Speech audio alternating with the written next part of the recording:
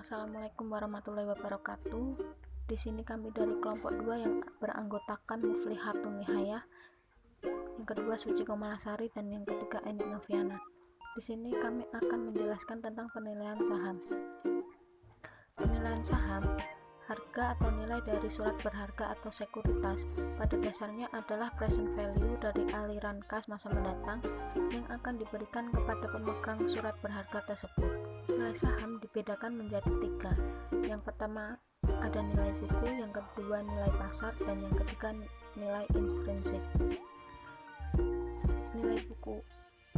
Untuk menghitung nilai buku suatu saham, beberapa nilai yang berhubungan dengannya perlu diketahui. Nilai-nilai ini adalah nilai nominal atau par value dari suatu saham, merupakan nilai kewajiban yang ditetapkan untuk tiap-tiap lembar saham. Nilai nominal ini merupakan modal per lembar yang secara hukum harus ditahan di perusahaan untuk proteksi kepada kreditor yang tidak dapat diambil oleh pemegang saham. Yang kedua adalah agio saham. Agio saham merupakan selisih yang dibayarkan oleh pemegang saham kepada perusahaan dalam nilai nominal sahamnya. Yang ketiga ada nilai modal disetor. Nilai modal disetor merupakan total yang dibayarkan oleh pemegang saham kepada perusahaan emiten untuk ditukarkan dengan saham preferred atau dengan saham biasa. Yang keempat ada laba ditahan. Laba ditahan merupakan laba yang dibagikan kepada pemegang saham. Laba ditahan dalam penyajian di neraca menambahkan total laba yang disetor. Karena laba ditahan ini milik pemegang saham yang berupa keuntungan tidak dibagikan, maka nilai ini juga akan menambah entitas pemilik saham di neraca. Yang ketiga ada 5 buku. Yang kelima ada nilai buku. Per lembar saham menunjukkan aktiva bersih net asset yang dimiliki oleh pemegang saham dengan memiliki satu lembar saham. Nilai pasar yang kedua adalah nilai pasar atau market value. Berbeda dengan nilai buku, jika nilai buku merupakan nilai yang dicatat pada saat saham dijual oleh perusahaan, maka nilai pasar adalah harga saham yang terjadi di pasar bursa pada saat tertentu yang ditunjukkan oleh pelaku pasar. Nilai pasar ini ditentukan oleh permintaan dan penawaran saham bersangkutan di pasar bursa. Yang pertama, nilai yang dibentuk oleh permintaan dan penawaran saham. Yang kedua, harga saham di bursa saham pada saat tertentu. Dan yang ketiga, nilai pasar tidak lagi dipengaruhi oleh emiten atau pihak pinjaman emisi, sehingga boleh jadi harga inilah yang sebenarnya mewakili nilai suatu perusahaan. Nilai saham yang ketiga adalah nilai intrinsik. Nilai intrinsik, beberapa pertanyaan mendasar sering dilemparkan, seperti misalnya, apakah saham di pasar mencerminkan nilai sebenarnya dari perusahaan? Jika tidak, berapa nilai sebenarnya dari saham yang diperdagangkan tersebut? Nilai seharusnya ini disebut dengan nilai fundamental atau nilai intrinsik. Nilai intrinsik yang pertama adalah nilai saham yang menunjukkan harga wajar suatu saham. Yang kedua, mencerminkan nilai saham yang sebenarnya sehingga tidak terlalu mahal. Dan yang ketiga, perhitungan nilai intrinsik ini adalah mencari nilai sekarang dari semua aliran kas di masa mendatang. Terdapat banyak cara untuk menilai harga wajar suatu saham. Untuk pemilihan saham sendiri dapat menggunakan analisis top-down approach yang meliputi 1. Analisis variabel ekonomi makro. Yang kedua, analisis industri yang berprospek paling baik. Yang ketiga, analisis penentuan saham perusahaan mana yang terbaik. Selanjutnya adalah analisis teknikal versus fundamental. Analisis teknikal merupakan upaya untuk memperkirakan harga saham berdasarkan harga di waktu lalu. Analisis fundamental merupakan upaya untuk memperkirakan harga saham berdasarkan perubahan fundamental, baik dari 1. Analisis ekonomi makro pasar modal, 2. Analisis industri, 3. Analisis perusahaan. Analisis perusahaan. Analisis perusahaan merupakan tahap ketiga dari analisis fundamental setelah analisis makro dan analisis industri. Ada berbagai macam cara untuk menilai perusahaan seperti 1. Penilaian berdasarkan metode discount cash flow. 2. Penilaian berdasarkan metode Graham method. 3. Penilaian berdasarkan metode kelipatan. 4. Penilaian berdasarkan metode rasio profitabilitas.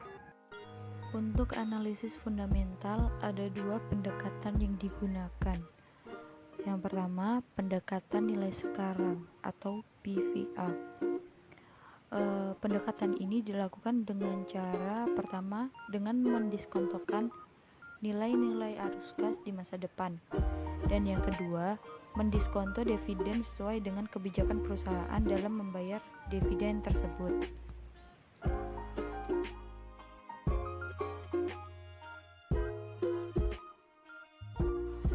Beberapa kasus sering ditemui dalam besarnya nilai dividen yang dibayarkan.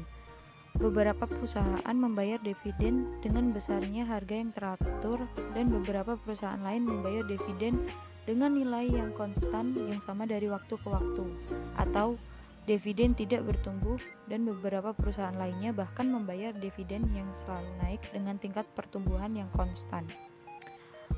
Mari kita lihat penjelasannya. Yang pertama, pembayaran dividen tidak teratur. Beberapa perusahaan membayar dividen tidak teratur, yaitu dividen tiap periode tidak mempunyai pola yang jelas, bahkan pada periode tertentu tidak membayar dividen sama sekali. Yang kedua, dividen konstan tidak bertumbuh. Jika ini perusahaan membayar dividen konstan yang nilainya sama dari waktu ke waktu, yaitu sebesar D, maka nilai intrinsik dalam saham sebagai berikut. Rumusnya PO sama dengan D per 1 plus K plus D per 1 plus K pangkat 1 dan seterusnya. Atau bisa disederhanakan menjadi PO sama dengan D per K. Mari kita lihat contoh soalnya. Dividen dibayar konstan sebesar 1.000 per tahun. Tingkat bunga diskonto adalah konstan 20% per tahun. Nah, ini nilai instriknya berapa? Kita memakai rumus PO sama dengan D per K. D ini dividen yang dibayar konstan, yaitu berjumlah 1.000 per tahun. Nah, K-nya itu tingkat bunga diskonto konstan, yaitu 20%. Ini diubah menjadi pecahan menjadi 0,2. Jadi nilai instriknya itu adalah 5.000. Yang selanjutnya, pertumbuhan dividen konstan. Bentuk lain model diskonto dividen adalah untuk kasus dividen yang tumbuh secara konstan, yaitu dengan pertumbuhan sebesar G. Jika dividen periode awal D0, maka dividen periode ke-1 ada D0 1 plus G, dan periode kedua sebesar D0 plus G D0 1 plus G 1 plus G atau D0 1 plus G pangkat 2. Ini rumusnya. Tapi nanti ini di contoh soal kita pakai yang sederhananya. Contoh soal ini, perusahaan membayar dividen sebesar 1.000. Dividen diharapkan tumbuh 5% per tahun. Return saham yang diinginkan investor adalah 20% per tahun. Berapa nilai intrinsik saham? Nah, kita ini pakai rumus yang PO sama dengan D1 per K min G. Ini sederhana dari rumus yang ada di atasnya. Jadi jawabannya adalah D1-nya ini tadi adalah